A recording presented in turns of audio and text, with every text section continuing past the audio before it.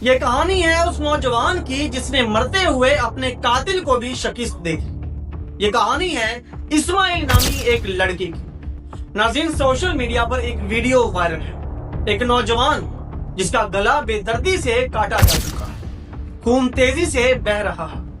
وہ اپنے ہاتھوں سے خون روکنے کی ناکام کوشش کر رہا ہے، مگر حیرت انگیز بات یہ ہے کہ اس کے چہرے پر خوف نہیں، التجا نہیں، بلکہ ایک پرسکون سی مسکراہٹ ہے۔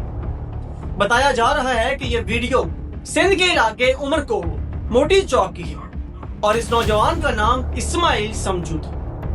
یہ مسکراہٹ معمولی نہیں ہے، یہ مسکراہٹ چیخ چیخ کر بتا رہی تھی کہ اسماعیل کا قاتل کوئی اجنبی نہیں تھا، شاید کوئی اپنا، کوئی بہت قریبی، کوئی ایسا جس سے وہ آخری لمحے میں بھی کہہ رہا تھا کہ تم مجھے ہرا نہیں سکتے۔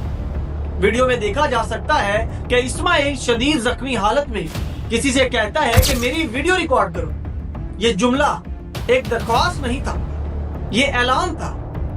وہ چاہتا تھا کہ دنیا دیکھے کہ موت کے سامنے بھی سرخرو کیسے رہا جاتا۔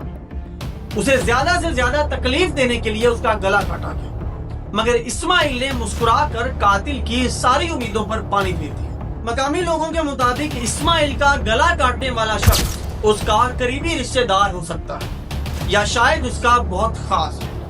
کہا جا رہا ہے کہ ایک شخص کو گرفتار بھی کیا گیا ہے، مگر اصل وجہ، اصل حقیقت اور مکمل کہانی ابھی تک واضح نہیں ہو سکی۔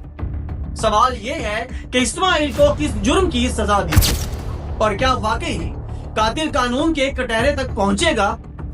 سوشل میڈیا پر عوام سراپا احتجاج، لوگ مطالبہ کر رہے ہیں کہ مسکراہٹ کے قاتل کو فوری گرفتار کر کے نشان عبرت بنایا جائے، تاکہ اس معاشرے میں جو مسکراہٹیں پہلے سے ہی نایاب ہو چکی ہیں، ان کے قاتلوں کو مزید سزا ملے اور ان کے قاتلوں کی حوصلہ شکنی ہو سکے۔